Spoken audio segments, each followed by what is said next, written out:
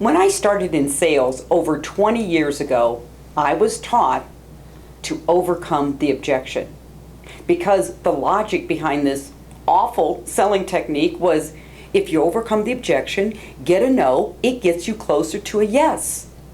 And I was actually taught to overcome the objection 7 times.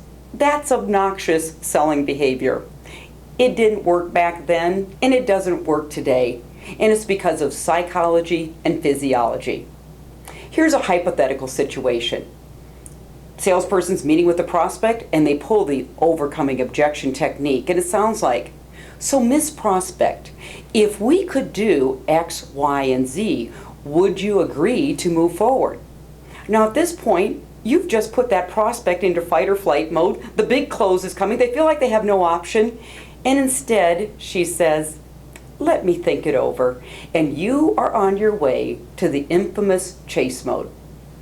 I suggest another skill. Bring up the objection. You know what they are.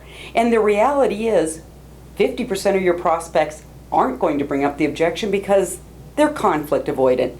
And the other 50%, they're not going to do that overcoming the objection dance.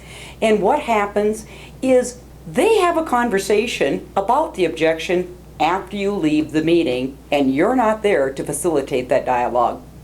My suggestion again, bring it up. And it might sound something like this. George, you haven't mentioned this today in our conversation. However, when I meet with other clients like yourself, often they're concerned about the hassle of moving their business, and they're actually wondering, can we deliver on what we promised? Should we have that conversation? If you want to be more authentic, credible, and get out of that crazy chase mode, I suggest bringing up the objection versus overcoming it. Thanks for joining me today. I'm Colleen Stanley, President of Sales Leadership.